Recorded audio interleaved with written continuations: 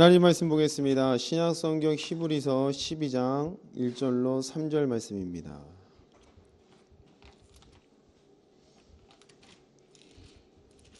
히브리서 12장 1절로 3절 말씀을 함께 합독하시겠습니다.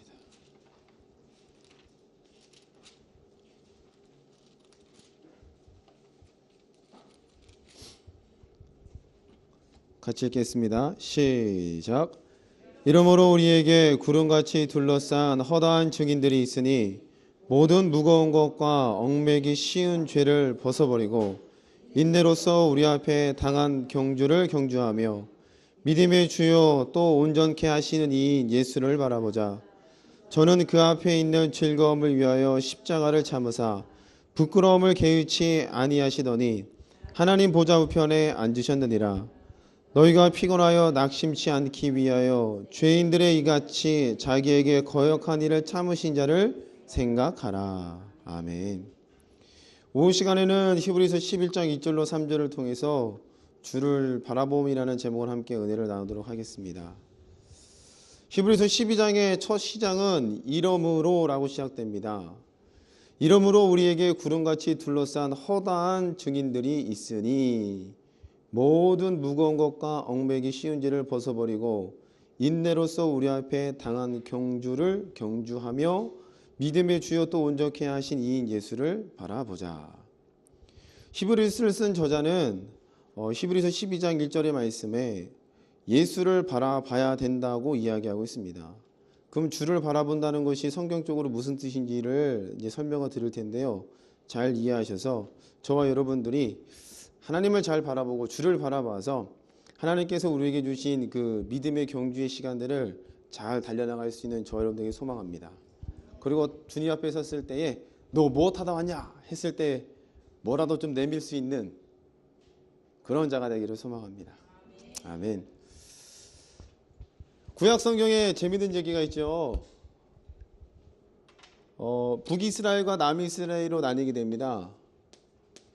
이제 솔로몬 시대 이후에 북이스라엘은 우리가 잘 알듯이 여로보암이라는 왕이 열지파를 데리고 그 다음에 솔로몬의 아들 르호보암이라는 나라가 두 쪽으로 나뉘게 됩니다. 근데 이 여로보암이 정치적인 부담감을 안게 되자 하나님의 법을 바꿔버리죠.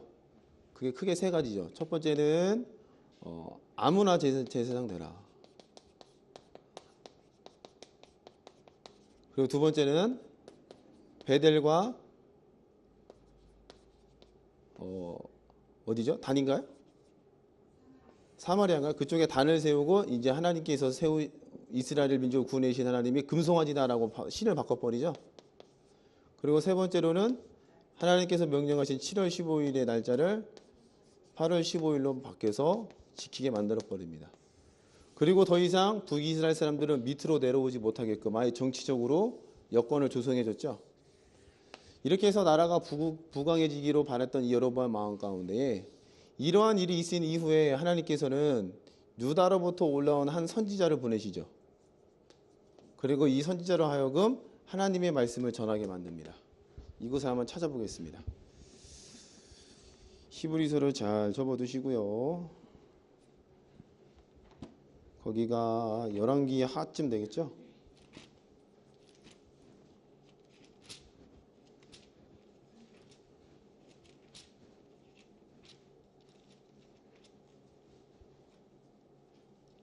열왕기 상이겠네요. 열왕기 상.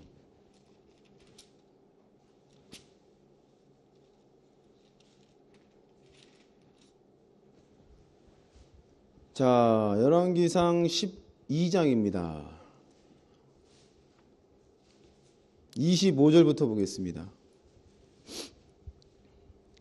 여로보암이 에브라임 산지에 세겜을 건축하고 거기서 살며 또 거기서 나가서 분우엘을 건축하고 그 마음에 스스로 이르기를 나라가 이제 다윗의 집으로 돌아가리로다. 만일 이 백성이 예루살렘에 있는 여호와의 전에 제사를 드리고자 하여 올라가면 이 백성의 마음이 유다 왕 된 그 주 르호보암에게로 돌아가서 나를 죽이고 유다 왕 르호보암에게로 돌아가리로다 하고 이에 계획하고 두 금송아지를 만들고 무리에게 말하기를 너희가 다시는 예루살렘으로 올라갈 것이 없도다. 이스라엘아, 이는 너희를 애굽 땅에서 인도하여 올린 너희의 신이라 하고 하나는 베델에 두고 하나는 단에 둔지라. 이 일이 죄가 되었으니 이는 백성들이 단까지 가서 그 하나에게 숭배함이었더라. 저가 또 산당들을 짓고 레위 자손이 아닌 보통 백성으로 제사장을 삼고 8월 곧 그달 15일로 절기를 정하여 유다의 절기와 비슷하게 하고 단에 올라가되 베델에서 그와 같이 행하여 그 만든 송아지에게 제사를 드렸으며 그 지은 산당의 제사장은 베델에서 세웠더라. 자, 성경에서 우리 확인 것처럼 여로보암은 자신의 통치를 견고하게 하기 위해서 하나님의 법을, 하나님의 기준, 이 말씀을 바꿔버리는 일을 감행합니다. 그리고 실로 이런 일들을 통해서 더 이상 북이스라엘의 민족을 하여금 밑으로 내려오게 못하게끔 만들었고요. 어떤 소기의 목적을 달성했다고 볼 수도 있겠죠. 근데 하나님께서는 이러한 일들에 대해서 굉장히 분노하시고 선지자를 보낸다고 그 다음 절에 나오죠. 자, 13장 1절 말씀 보겠습니다. 때에 하나님의 사람이 여호와의 말씀을 인하여 유다에서부터 베델에 이르니 마침 여로보암이 단 곁에 서서 분향하는지라. 하나님의 사람이 단을 향하여 여호와의 말씀으로 외쳐가로되 단아 단아 여호와께서 말씀하시기를 다윗의 집에 요시아라 이름하는 아들을 낳으리니 저가 내 위에 분향하는 산당 제사장을 내 위에 제사할 것이요 또 사람의 뼈를 내 위에서 사르리라 하셨느니라 하고 그날에 저가 예조를 들어 가로되 이는 여호와의 말씀하신 예조라 단이 갈라짐에 그 위에 있는 재가 쏟아지니라 하매 여로보암 왕이 하나님의 사람의 베델에 있는 단을 향하여 외쳐 말함을 들을 때에 단의 손을 펴며 저를 잡으라 하더라. 저를 향하여 편손이 말라 다시 거두지 못하며 하나님의 사람의 여호와의 말씀으로 보인 예조대로 단이 갈라지며 재가 단에서 쏟아진지라. 하나님께서는 이 일을 통해서 유다의 선지자를 보내서 그 일이 잘못되었다는 것을 말씀하시죠. 그리고 그에 따른 예조, 징조까지도 보여줍니다. 그 징조는 뭐냐? 단이 갈라져서 재가 쏟아진다. 근데 실제로 됐다고 그랬어요. 그리고 하나님께서는 이 선지자에 대해서 또 뭐라고 말씀하셨어요? 6절 말씀입니다. 아닙니다. 9절 말씀입니다. 9절 말씀 같이 읽어봅니다. 시작. 이는 곧 여호와의 말씀이 내게 명하여 이르시기를 떡도 먹지 말며 물도 마시지 말고 왔던 길로 도로 가지도 말라 하셨습니다 하고 하나님의 선지자가 말씀을 전하고 여로보암이 손이 말랐다가 다시 회복된 일을 경험하자 이 사람이 진실로 하나님의 선지자라는 것을 인정하고 이제 잘 모시려고 계획을 하죠. 근데 잘 모시려고 했을 때에 하나님께서 하신 말씀이 너는 떡도 먹지 말고 물도 마시지 말고 왔던 길로 돌아가래요? 그죠? 왔던 길로 도로 가지도 말습니다. 그건 다른 길로 가는 뜻이죠. 절대로 여기서 머무르지 말라고 하나님께서 명령하셨어요. 이 일이 있어서 이제 선지자가 떠납니다.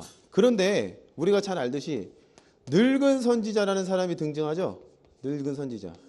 그리고 이 이야기에서 듣습니다. 아, 진짜로 하나님의 선지자가 왔다. 제단이 갈라졌다. 왕의 손이 말랐다가 회복되었다. 그래서 왕이 잘 모시려고 했지만 하나님의 말씀에 그냥 왔던 길로도 가지 말고 아무것도 먹지 말라 하라 했다. 그래서 이 소식을 듣게 됩니다. 근데 늙은 선지자가, 이 사람도 선지자라고 표현되어 있죠. 이 선지자가 이 사람에 대해서 하고 있는 일이 뭐냐? 하나님의 선지자로 하여금 하나님의 말씀을 어기게끔 만들고 있어요. 그 방법이 하나님께서 내게 말씀하셨는데 너 내가 잘 모셔서 잘 먹이라고 했다. 그러니 나와 가서 먹자. 그래서 사람을 꼬드깁니다. 그 꼬드기는 과정에서 이 사람이 진실로 하나님께서 했구나라는 믿음이 생겼는지 이 사람은 쫄래쫄래 쫓아가죠. 그리고 쫓아간 다음에 잘 먹고 돌아가는 길에 어떤 일이 발생해요? 짐승에 찢겨 죽여버리죠. 성경을 통해서 확인하겠습니다. 11절입니다. 베델에 한 늙은 선지자가 살더니 그 아들들이 와서 이 날에 하나님의 사람이 베델에서 행한 모든 일을 저에게 고하고 또 그가 왕에게 고한 말씀도 저희가 그 아비에게 고한지라. 그 아비가 저희에게 이르되 그가 어느 길로 가더냐 하니 그 아들들이 유다에서부터 온 하나님의 사람의 간 길을 보았습니다. 저가 그 아들들에게 이르되 나를 위하여 나귀의 안장을 지우라. 저희가 나귀의 안장을 지우니 저가 타고 하나님의 사람의 뒤를 쫓아가서 상수리 나무 아래 앉은 것을 보고 이르되 그대가 유다에서 온 하나님의 사람이뇨 대답하되 그러하다. 저가 그 사람에게 이르되 나와 함께 집으로 가서 떡을 먹으라. 16절 같이 읽어봅니다. 대답하되 나는 그대와 함께 돌아가지도 못하겠고 그대와 함께 들어가지도 못하겠으며 내가 이곳에서 그대와 함께 떡도 먹지 아니하고 물도 마시지 아니하리니 17절 이는 여호와의 말씀이 내게 이르시기를 내가 거기서 떡도 먹지 말고 물도 마시지 말며 또 내가 오던 길로 돌아가지도 말라 하셨습니다. 이 선지자는 하나님의 말씀대로 그대로 전합니다. 그런데 늙은 선지자가 자꾸 하나님께서 내게 말씀 주셨다라고 이야기를 하죠. 읽어보겠습니다. 18절 말씀 시작. 저가 그 사람에게 이르되 나도 그대와 같은 선지자라 천사가 여호와의 말씀으로 내게 이르기를 그를 내 집으로 데리고 돌아가서 그에게 떡을 먹이고 물을 마시우라 하였느니라 하니 이는 그 사람을 속임이라. 속였다는 겁니다. 속였다. 천사가 이야기했습니다. 환상이 보였습니다. 그러면 이 늙은 선지자는 이 선지자로 하여금 속이는 일을 했다. 하나님의 말씀을 어기게끔 만들었다는 거죠. 어기게. 맞나요? 왜 그랬을까요? 쓸데없이 같은 동역자인데 오늘날로 치면 목사가 목사를 속이는 거 아니에요. 아멘. 그렇잖아요. 목사가 목사를 속이잖아요. 근데 왜 이런 일을 하고 있을까요? 늙은 선지자는. 그렇죠. 이 유다가 와서 이 유다 선지자가 유대에서 올라온 선지자가 한 말이 진짜로 하나님께서 보내셨는지 안 보내셨는지 분간할 만한 지식이 없으니까 하나님의 말씀을 한번 떠나보게 만든다는 거죠. 왜? 하나님의 말씀을 어겼을 때는 반드시 그에 따른 값들이 따라 나오게 되어 있죠. 순종은 순종의 값, 불순종은 불순종의 값. 그럼 이 늙은 선지자의 마음 가운데는 분명히 선지자라고 표현되어 있긴 하지만 이 선지자를 알아볼 만한 지식이 정확하게 없었기 때문에 그가 취한 방법은 속임수를 통해서 하나님의 말씀을 알아본 거죠. 만약에 이 선지자가 하나님의 말씀이 잘 정리가 되어 있다거나 이 선지자를 알아볼 수 있는 지식이 있었다면 굳이 이렇게 할 이유가 없겠죠. 그렇기 때문에 이 선지자는 하나님의 말씀조차도 알아볼 수 없을 만한 어떤 그 상태가 그런 상태라는 겁니다. 그래서 그가 선택한 방법은 단 한 가지, 저 말씀을 한번 떠나보게 만들어 봐야 되겠구나. 그리고 그 말씀으로 되는지. 근데 실제로 말씀을 떠나보게 만들었더니 어떻게 됐습니까? 짐승의 사자가 나서 물어주겠죠? 성경을 통해서 확인하겠습니다. 자, 23절부터 보겠습니다. 자기가 데리고 온 선지자가 떡을 먹고 물을 마신 후에 그를 위하여 나귀의 안장을 씌우니라. 이에 그 사람이 나가더니 사자가 길에서 저를 만나 죽임에 그 시체가 길에 버린 바 되니 나귀는 그 곁에 섰고 사자도 그 시체 곁에 섰더라. 그럼 하나님의 말씀에 너는 예언을 한 다음에 떡도 먹지 말고 물도 마시지 말고 왔던 길도 말고 그냥 돌아가라 라는 말씀에 순종해야 되는데 그 말씀 어겼으니 그 말씀에 어긴 값들로 인해서 죽음이 찾아왔죠. 그러면 이 늙은 선지자 마음 가운데는 비록 젊은 선지자가 죽어서 안타까움은 있겠지만 이 사람이 한 내뱉은 말에 대해서는 저 말씀이 하나님의 말씀이 맞다라는 확신을 갖게 되겠죠. 할렐루야. 늙은 선지자가 하나님의 말씀인지 아닌지를 점검해놓은 방법이 바로 이 사람을 속이는 방법이었다는 겁니다. 그리고 하나님의 말씀이 정확히 드러나자 이 죽은 선지자는 어떻게 돼요? 할 수 있는 한 최대한 공경의 대우로 장례를 치러주죠. 맞습니까? 네. 자, 그러면 구약 성경에 이런 일들이 있어요. 하나님의 말씀이 아닌지를 점검해보는 방법은 그 말씀에 떠나게 하는 방법이었습니다. 그럼 늙은 선지자의 입장에서는 물론 윤리와 도덕적인 측면에서 보면은 한 사람을 죽게 만들었으니까 나쁜 놈이죠. 근데 하나님의 법, 하나님의 말씀인지 아닌지를 알아보려고 하는 목적에서 이루어졌으니까 이런 일들은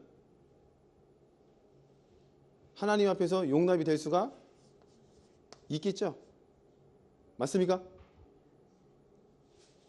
이해가 되세요? 그럼 여러분도 가서 이제 속여서 사람을 죽여야 되겠네요. 저거 그래 한번 해보자. 지금 하나님의 말씀이 맞구나. 이러시면 선지자에게는 뭐가 없어요? 말씀에 따른 지식이 제대로 없다고 봐야 되겠죠. 있으면 이런 일을 하지 않아도 되잖아요. 근데 이게 하나님의 말씀인지 아닌지 저 사람이 진실로 맞는지 알아볼 만한 지식이 없었다는 겁니다. 그만큼 시대적으로도 많이 혼란했던 시대이기도 했고요. 근데 신약에서 우리가 이와 똑같은 이해가 한 가지 더 나오죠. 베드로라는 사람이 물 위에서 이제 배에서 풍랑을 만나잖아요. 근데 예수님께서 걸어오심을 보고 밤중에 이 예수를 보고 모든 사람들이 뭐라고 했어요? 유령이라 했어요. 유령이라, 귀신이다. 그러자 이 예수님께서 아니다, 나다, 두려워하지 말아라. 베드로가 하는 말이 당신이 만일 뭐거든? 주님이시거든. 그 앞에 만일이라는 단어를 썼어요. 만일. 만일 주님이시거든 나로 명하여 물 위로 걸어오게 하세요 라고 베드로가 요청을 했어요. 그럼 이 말씀을 통해서 베드로는 지금 현재 만나고 있는 이 사람이 분명히 보면 주님처럼 보이지만은 만일이라는 단어를 썼으니까 그 마음 가운데 조금은 주님이 아니다, 아닐 수도 있겠다라는 어떤 의심이 들어있다는 거죠. 그래서 이것을 확인하고 싶은 것은 베드로의 입장에서는 예수님께서 해주신 말씀은 어떤 말씀이든지 간에 우리에게 존재가 되어 나타났다는 믿음을 갖고 있죠. 지식을 갖고 있죠. 맞습니까? 그러면 그런 지식 가운데에 갖고 있는 베드로가 이분이 예수인지 아닌지를 점검해보는 방법은 예수가 해놓은 말대로 되는지 안 되는지를 확인했다는 겁니다. 그리고 예수님께서 명령해 놓으신 말대로 그 물 위로 걸어오라 이야기했을 때 베드로는 그 순간 물 위를 걷게 되죠. 그럼 걷게 되는 그 마음 가운데는 만일이라는 단어가 없어지고 이제는 이분이 100% 주님이 맞다라는 확신 가운데 거하겠죠. 그럼 구약에서도 보니까 하나님의 말씀인지 아닌지를 점검해 보는 것은 말씀에 따른 일들을 나타나는 거였어요. 신약에도 말씀을 보니까 베드로도 이분이 예수님인지 아닌지 하나님인지 아닌지 하나님이 보내신 자가 맞는지 진실로 우리의 스승이 맞는지 아닌지를 점검해 보는 방법은 그분의 말씀대로 점검해 보는 방법이었다는 겁니다. 오늘 히브리서 12장 말씀에 보니까 히브리서 기자가 처음에 이렇게 되죠. 이러므로 우리에게 뭐가 있다 그랬어요? 허다한 뭐가 있대요? 증인들이 있다 그러죠. 다시 본문으로 돌아가겠습니다. 히브리서 12장입니다.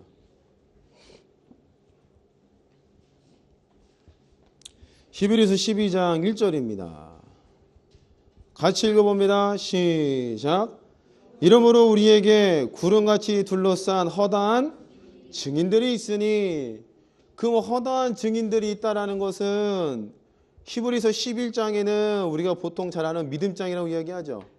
믿음은 보이지 않는 것들의 실상이요 안 보이는 것들의 증거니라 하면서 믿음으로 말미암아 모든 것들이 하나님의 말씀으로 지어진 것을 알겠다면서 하나님의 사람들이 쭉쭉쭉쭉 언급되죠. 그럼 허다한 증인들이 있다라는 것은 히브리서 11장에 언급되어 있는 모든 사람들을 이야기하는 거죠.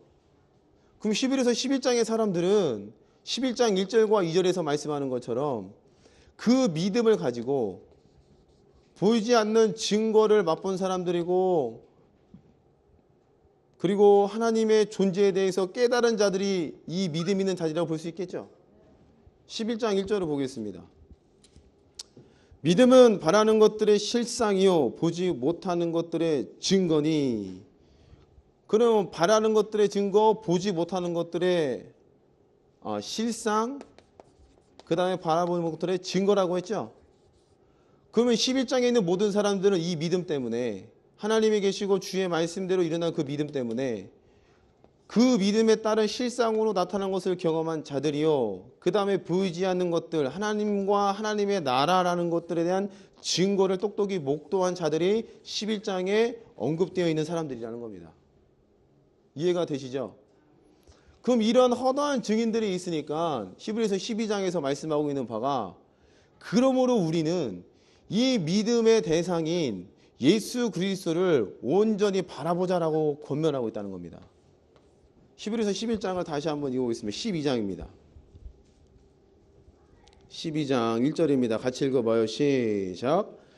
이러므로 우리에게 구름같이 둘러싼 허다한 증인들이 있으니 모든 무거운 것과 얽매이기 쉬운 죄를 벗어버리고 인내로써 우리 앞에 당한 경주를 하며 믿음의 주요 또 온전케 하시는 이인 예수를 바라보자는 거예요. 바라보자.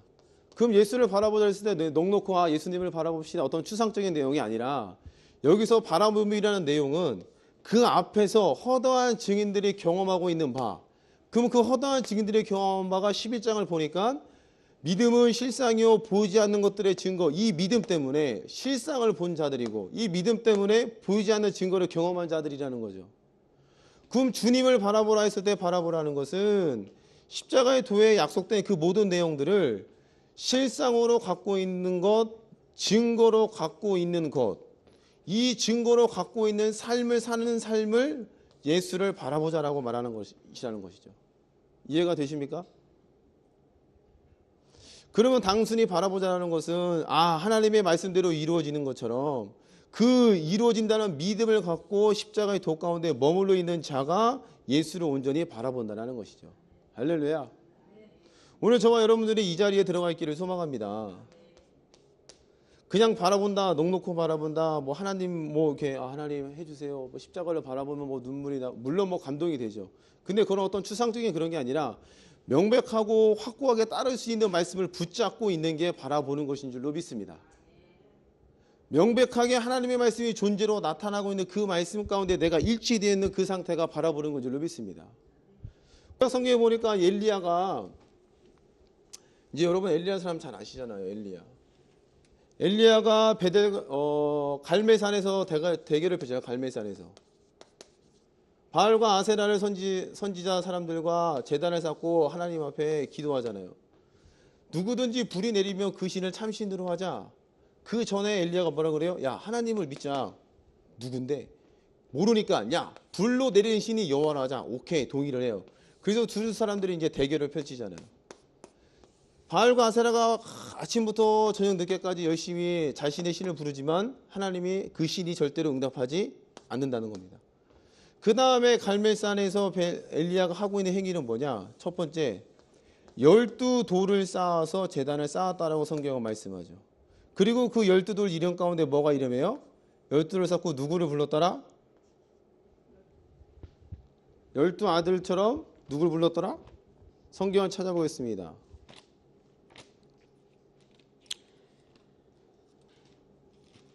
구약 성경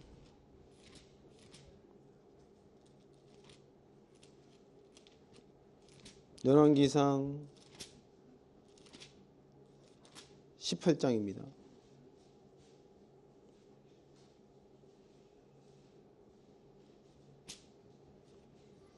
30절부터 보세요. 30절 찾으셨습니까?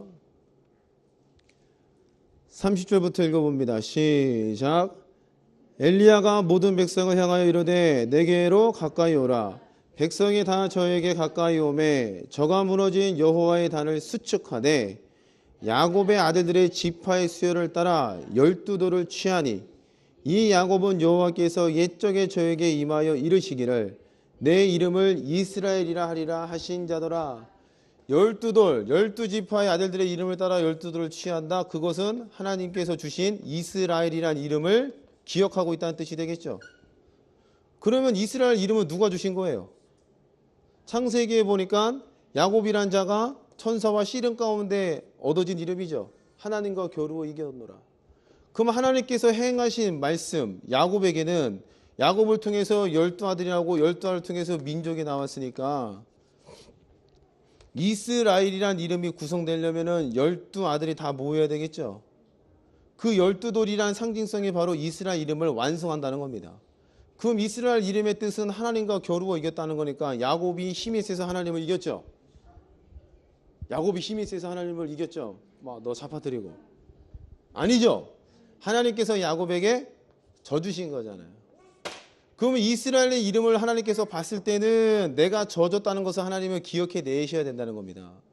그럼 선지자 엘리야는 지금 갈멜산에서 행하고 있는 일들을 다 따져보면은 하나님의 말씀대로 움직이고 있다는 겁니다. 그리고 그 분은 불로 임하시는 하나님이야 라는 믿음을 엘리야는 갖고 있었다는 거죠. 그리고 두 번째로 행한 일이 뭐예요? 그 위에 뭘 놨어요? 마른 나무를 놓고 그 위에 뭘 놨더라? 번제물을 놨죠. 성경을 찾아보겠습니다. 32절부터 봅니다. 저가 여호와 이름을 의지하여 그 돌로 단을 쌓고 단으로 돌아가며 곡식종자 두세 알을 용납할 만한 도랑을 만들고 또 나무를 버리고 송아지의 각을 떠서 나무 위에 놓고 이르되 통 넷에 물을 채워다가 뭐에 부은대요? 번제물. 그럼 지금 드려지고 있는 제사의 성격은 뭐예요? 번제라는 제사가 되겠죠. 그럼 번제 가운데는 뭐가 포함되어 있어요? 레위기서 1장을 보겠습니다.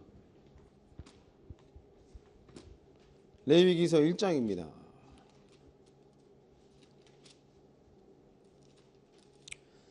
레위기 1장 3절부터 봅니다. 같이 읽어봅니다. 시작. 그 예물이 소의 번제이면 흠없는 수컷으로 회막문에서 여호와 앞에 연락하시도록 드릴지니라. 그가 번제물의 머리에 안수할지니 그리하면 연락되어 그를 위하여 속죄가 된다는 겁니다. 그럼 번제라는 제사를 드리면 뭐가 되는 거예요?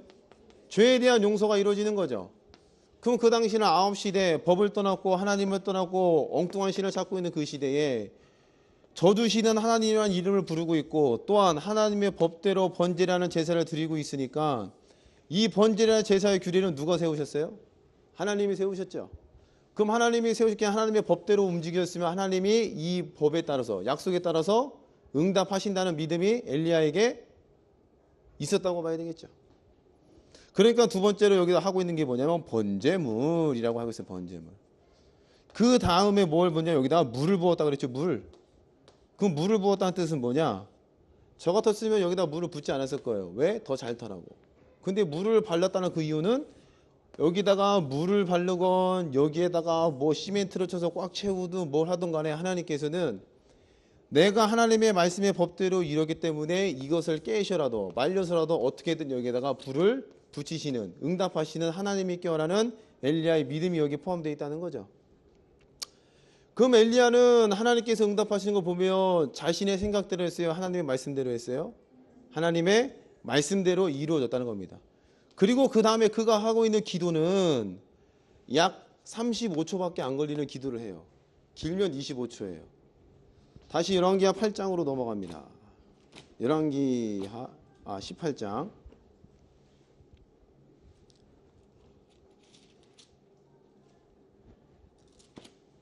열왕기상 18장.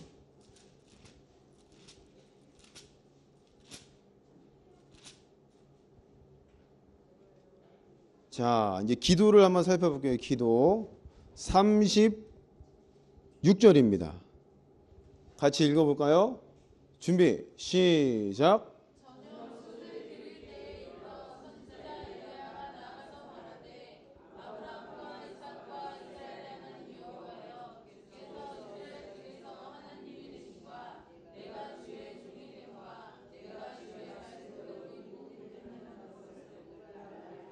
삼십칠 절.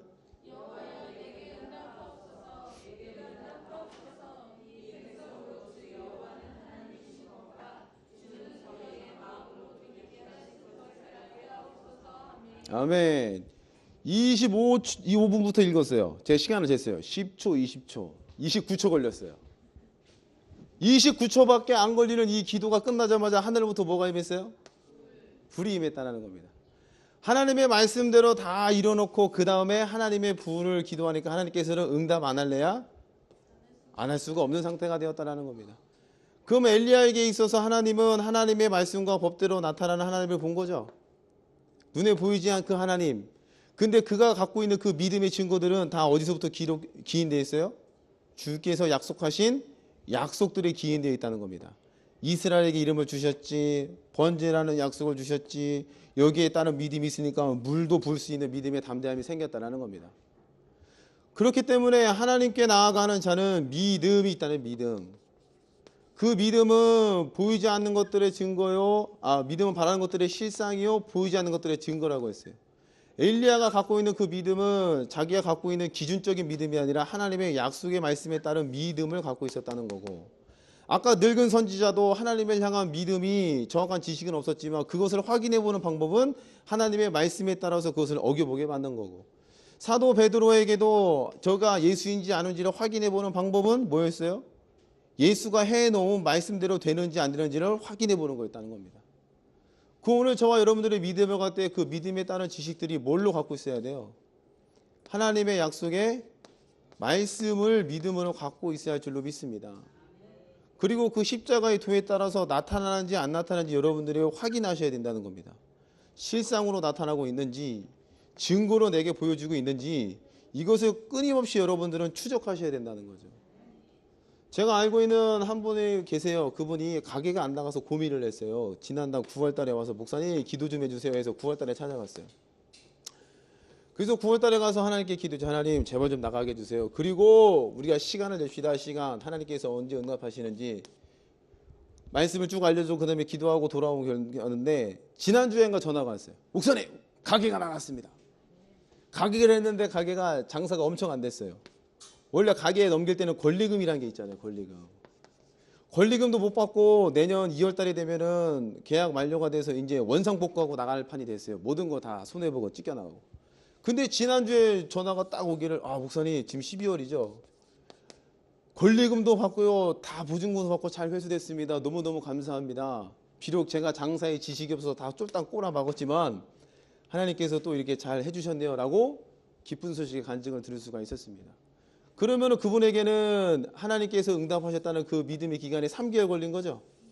그런 것들이 실상으로 증거로 나타나는데 3개월이 걸렸다는 겁니다. 그 오늘 저와 여러분의 삶 가운데 끊임없이 이러한 작업들이 이루어지고 있으셔야 돼요. 한 번 기도했다고 잊어버리지 마시고 내가 믿음을 갖고 행했다는 것은 반드시 응답된다는 믿음을 가지고 언제 응답하시려나 이렇게 아니면 다르게 응답하시겠지? 라는 믿음을 가지고 끝까지 추적하셔야 된다는 겁니다. 할렐루야. 그래야 하나님 주를 바라본다. 온전케 하신 주를 바라보자. 그 주님을 바라본다는 게 추상적인 게 아니라 명확한 주님의 약속의 말씀을 가지고 그 주님을 이 기간 동안 끊임없이 바라보고 있는 거잖아요. 아멘. 그러므로 여러분들의 노트를 한 권 준비하셔서 언제 응답된가를 쭉 기록하시면 너무너무 좋을 것 같아요. 내가 하나님께 믿음으로 간구하고 기도했던 것들이 언제 응답될까. 근데 때가 되면 이런 것도 다 무의미해지죠. 처음이야 이런 것들이 기쁘잖아요. 그죠? 근데 이런 것들이 빈번히 나타나게 되면은 굳이 뭐 기록할 것도 없고 그리고 굳이 간증을 내세울 것도 없고 주님의 말씀만 자랑하게 되죠. 제가 보니 여러분은 다 이제 말씀을 자랑하는 수준까지 오신 것 같아요. 맞죠? 근데 이게 자신이 없으세요. 맞죠? 어거지로 쥐어 짜내는 것 같습니다. 그 믿음의 주요 온전케 하신 주를 바라보자 했을 때 바라봄이 추상적으로 명목적으로 하나님을 바라보는구나. 하나님 내게 응답하시겠지. 이런 기준이 아니라 명확하고 정확한 명백한 하나님의 말씀을 지속적으로 붙잡고 있는 거. 그 말씀이 응답되게 내가 기다리고 있는 거. 그게 주를 바라보는 것으로 믿으시기 바랍니다. 그리고 때가 돼서 그것들이 내게 존재가 되어 나타날 때에 내 마음 가운데는 믿음이 성장될 뿐만 아니요 존재가 되어 나타나면 내 마음 가운데 내 삶 가운데 기쁨이 넘치겠죠. 부여가 나타나는데 기쁨이 넘칠 거 아니에요. 시험이 따라가는데 기쁨이 넘칠 거 아니에요. 이번 한 주간도 주님을 잘 바라보기를 소망합니다. 할렐루야. 그냥 맹목적으로 바라보지 마시고 끝까지 추적하고 믿음으로 쫓고 존재가 나타내는 것을 볼 수 있는 우리 하나님께 모든 성도가 되기를 축복합니다.